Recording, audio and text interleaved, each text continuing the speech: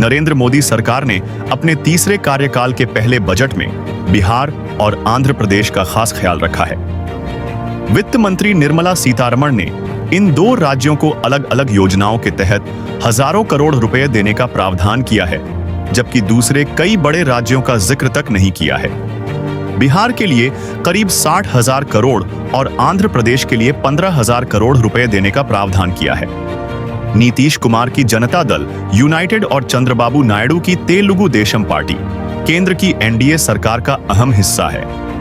लोकसभा चुनाव 2024 में बहुमत से दूर बीजेपी ने दोनों की मदद से ही केंद्र में सरकार बनाई है। सवाल है कि यह विशेष पैकेज देकर केंद्र की नरेंद्र मोदी सरकार क्या चाहती है।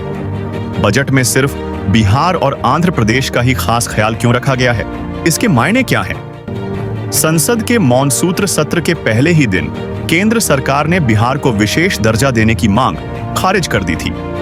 नीतीश की पार्टी जेडीयू के सांसद रामप्रीत मंडल ने लोकसभा में पूछा था कि क्या केंद्र सरकार के पास बिहार को विशेष दर्जा देने की कोई योजना है।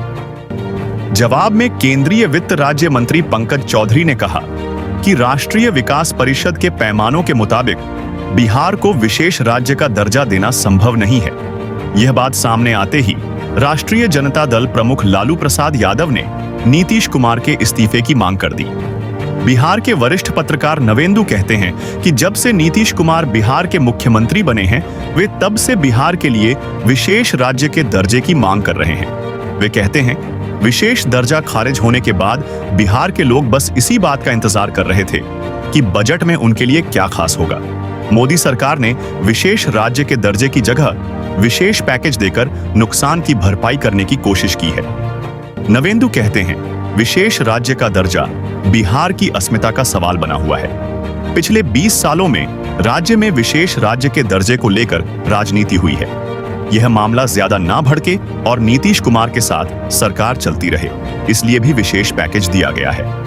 वे कहते हैं, अगर बजट में यह पैसा बिहार को नहीं दिया जाता तो यकीन जानिए बिहार में एनडीए की राजनीति को बड़ा झटका लगता और राज्य में जेडीयू की राजनीति ध्वस्त हो जाती।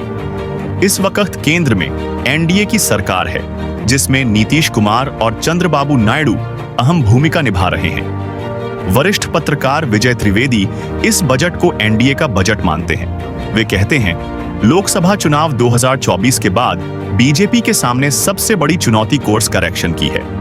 उसे बीजेपी की जगह एनडीए की तरह काम करना होगा, जिसकी एक झलक इस बजट में दिखाई दे रही है। ये बजट 2024 के नतीजों का बजट है, जिसे देखकर लगता है कि बीजेपी अब एनडीए की तरफ बढ़ती हुई दिखाई दे रही है।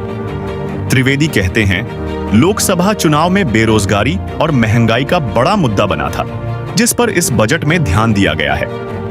कई करोड़ नौकरियों का वादा किया गया है, जो बताता है कि अब बीजेपी बदल रही है। वे कहते हैं, बजट से पहले भी चंद्रबाबू नायडू को करीब 50,000 करोड़ रुपए केंद्र सरकार की तरफ से अलग अलग परियोजनाओं के लिए दिए गए हैं। ये साफ है कि अब बीजेपी अपने सहयोगी दलों का ध्यान रख रही है, क्योंकि सरकार की स्थिरता के लिए दोनों दलों का साथ रहना बहुत जरूरी है। त्रिवेदी कहते हैं, नीतीश कुमार और चंद्रबाबू नायडू के सहयोग का एक रिटर्न गिफ्ट इसे माना जाना चाहिए